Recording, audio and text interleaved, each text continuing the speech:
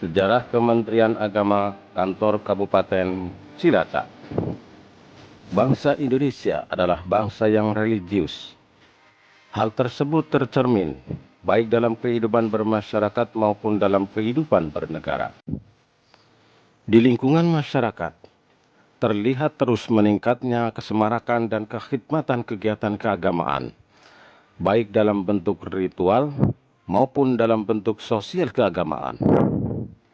Semangat keagamaan tersebut tercermin pula dalam kehidupan bernegara yang dapat dijumpai dalam dokumen-dokumen kenegaraan tentang falsafah negara Pancasila, Undang-Undang Dasar 1945, GBHN, dan buku Repelita serta memberi jiwa dan warna pada pidato-pidato kenegaraan.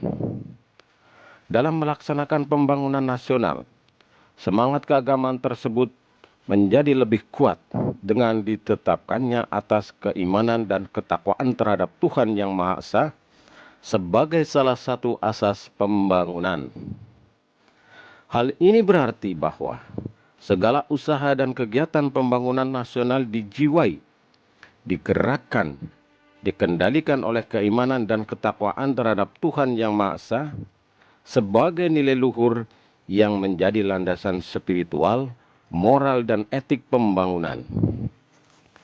Secara historis, benang merah nafas keagamaan tersebut dapat ditelusuri sejak abad ke-5 Masehi dengan berdirinya kerajaan Kutai yang bercorak Hindu di Kalimantan, melekat pada kerajaan-kerajaan di Pulau Jawa, antara lain Kerajaan Tarumanegara di Jawa Barat dan Kerajaan Purnawarman di Jawa Tengah.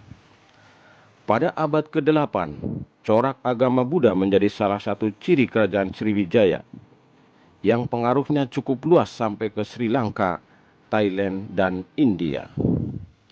Pada masa kerajaan Sriwijaya, Candi Borobudur dibangun sebagai lambang kejayaan agama Buddha.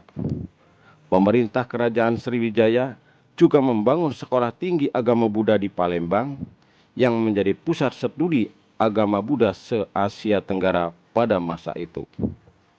Bahkan beberapa siswa dari Tiongkok yang ingin memperdalam agama Buddha terlebih dahulu beberapa tahun membekali pengetahuan awal di Palembang sebelum melanjutkan ke India. Menurut salah satu sumber, Islam mulai memasuki Indonesia pada abad ke-7 melalui para pedagang Arab yang telah lama berhubungan dagang dengan kepulauan Indonesia.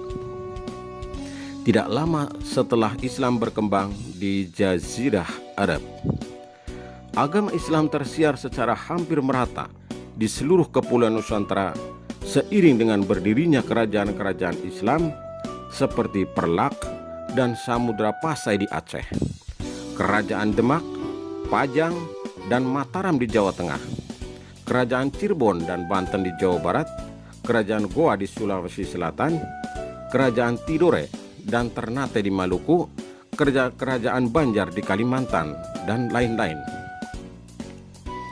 Dalam sejarah perjuangan Indonesia menentang penjajahan Belanda, banyak raja dan kalangan bangsawan yang bangkit menentang penjajah. Mereka tercatat sebagai pahlawan bangsa, seperti Sultan Iskandar Muda, Tengku Cikditiro, Tengku Umar, Cut Nyadin, Panglima Polim, Sultan Agung Mataram, Imam Bonjol, Pangeran Diponegoro, Sultan Agung Tirtayasa, Sultan Hasanuddin, Sultan Goa, Sultan Ternate, Pangeran Antasari, dan lain-lain. Pola pemerintahan kerajaan-kerajaan tersebut pada umumnya selalu memiliki dan melaksanakan fungsi sebagai berikut. Yang pertama, fungsi pemerintahan umum. Hal ini tercermin pada gelar Sampean Dalem Hingkang Sinuhun sebagai pelaksana fungsi pemerintahan umum. 2. Fungsi pemimpin keagamaan tercermin dalam gelar Sayyidin Pranotogomo Khalifatullah. 3. Fungsi keagamaan dan pertahanan tercermin dalam gelar raja, Senopati Hingalogo. Para pemirsa, pada masa penjajahan Belanda sejak abad 16 sampai dengan pertengahan abad 20, pemerintah Belanda juga mengatur pelayanan kehidupan beragama. Tentu saja, pelayanan keagamaan tersebut tak lepas dari kepentingan strategi kolonialisme Belanda. Dr. Cesnuk Horgren, seorang penasihat pemerintah Hindia Belanda, menyatakan atau menyarankan sebagai berikut. Sesungguhnya menurut prinsip yang tepat, campur tangan pemerintah dalam bidang agama adalah salah. Namun jangan dilupakan bahwa dalam sistem tata negara Islam terdapat sejumlah permasalahan yang tidak dapat dipisahkan hubungannya dengan agama, yang bagi suatu pemerintahan yang baik sama sekali tidak boleh lalai untuk mengaturnya. Pokok-pokok kebijaksanaan pemerintah Hindia Belanda di bidang agama sebagai berikut. 1. Bagi golongan Nasrani, dijamin hak hidup dan kedaulatan organisasi, agama dan gereja, tetapi harus ada izin dari guru agama, pendeta, petugas misi atau zending dalam melaksanakan pekerjaan di suatu daerah tertentu. 2. Bagi penduduk bumi yang tidak memeluk agama Nasrani, semua urusan agama diserahkan pelaksanaan dan pengawasannya kepada para raja, bupati, dan kepala bumi putra lainnya. Berdasarkan kebijaksanaan tersebut, pelaksanaannya secara teknis dikelola oleh beberapa instansi pusat, yaitu 1. Persoalan ibadah umum, terutama bagi golongan Nasrani, menjadi kewenangan Departemen Pengajaran dan Ibadah. 2. Soal pengangkatan pejabat agama penduduk pribumi, soal perkawinan, kemasjidan, haji, dan lain-lain menjadi urusan Departemen Dalam Negeri. 3. Soal Mahkamah Islam Tinggi menjadi kewenangan Departemen Kehakiman. Para pemirsa, pada masa penjajahan Jepang, kondisi tersebut pada dasarnya tidak berubah. Pemerintah Jepang membentuk suatu kantor agama pusat yang berfungsi sama dengan kantor for Islamisation dan mendirikan Sumuka, kantor agama karisidenan, dengan menempatkan tokoh pergerakan Islam sebagai pemimpin kantor. Penempatan tokoh pergerakan Islam tersebut merupakan strategi Jepang untuk menarik simpati umat Islam agar mendukung cita-cita persemakmuran Asia Raya di bawah pimpinan Dai Nippon. Secara filosofis, sosial politis, dan historis, agama bagi bangsa Indonesia sudah berurat dan berakar dalam kehidupan bangsa. Itulah sebabnya para tokoh dan pemuka agama selalu tampil sebagai pelopor pergerakan dan perjuangan kemerdekaan, baik melalui partai politik maupun sarana lainnya.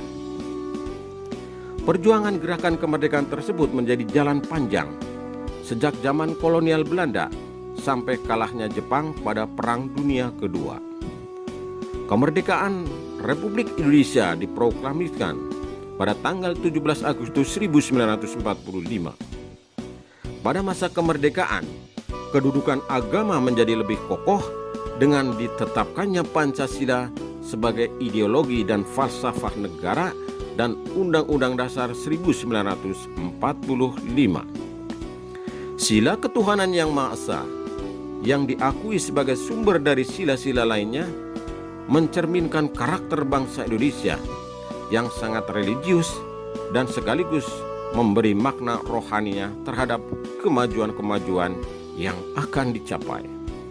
Berdirinya Kementerian Agama pada tanggal 3 Januari 1946, sekitar 5 bulan setelah proklamasi kemerdekaan, kecuali berakar dari sifat dasar dan karakteristik bangsa Indonesia tersebut di atas, juga sekaligus sebagai realisasi dari penjabaran ideologi Pancasila dan Undang-Undang Dasar 1945.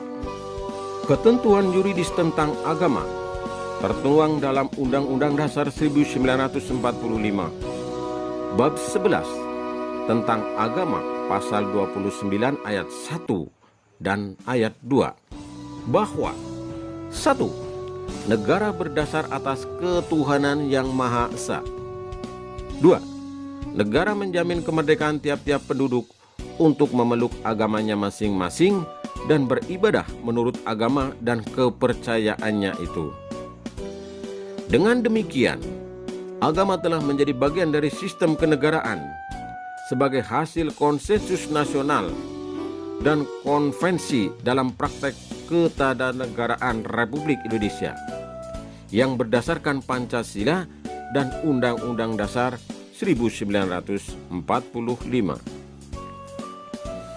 Untuk kantor Kementerian Agama Kabupaten Cilacap saat ini membawahi 25 kantor urusan agama atau KUA, 3 madrasah aliyah negeri, 5 madrasah sanawiyah negeri, dan 6 madrasah ibtidaiyah negeri.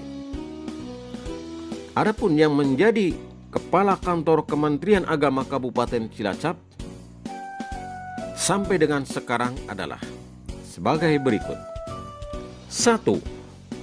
Kiai Haji Zaini Satibi 1950 sampai 1953.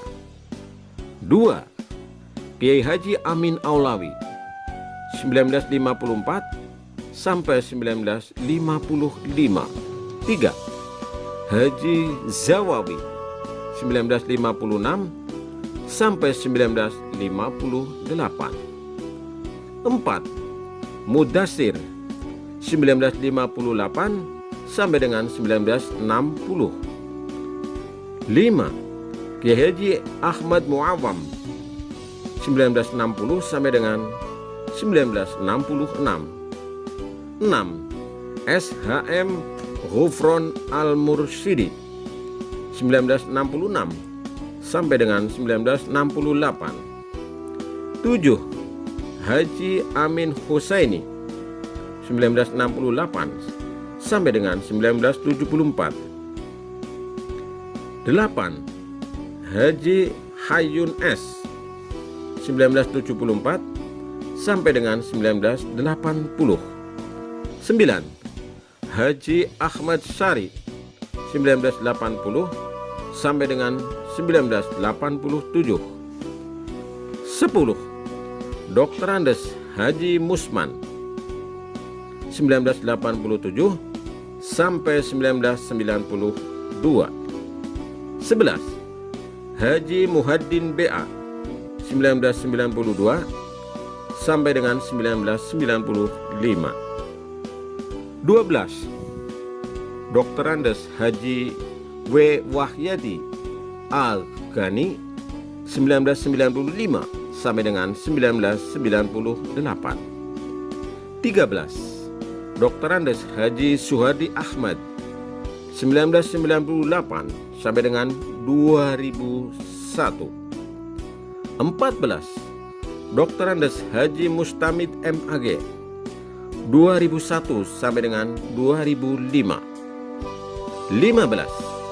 Dr. Andes Haji Anwar Sanusi MM 2006 sampai dengan 2007. 16. Dr. Andes Haji Muhtadin MSI 2007 sampai dengan Juli 2011. 17. Dr. Andes Haji Mughni Labib MSI Agustus 2011 sampai dengan Maret 2017. 18. Dr. Andes Haji Jamun MPDI 27 Maret 2017 sampai Oktober 2018. 19. Haji Imam Tobroni SAG MM Maret 2019 sampai dengan sekarang. Para pemirsa yang dirahmati Allah, Demikianlah sekilas sejarah Kementerian Agama Kantor Kabupaten Cilacap. Semoga bermanfaat. Terima kasih atas perhatiannya. Wassalamualaikum warahmatullahi wabarakatuh.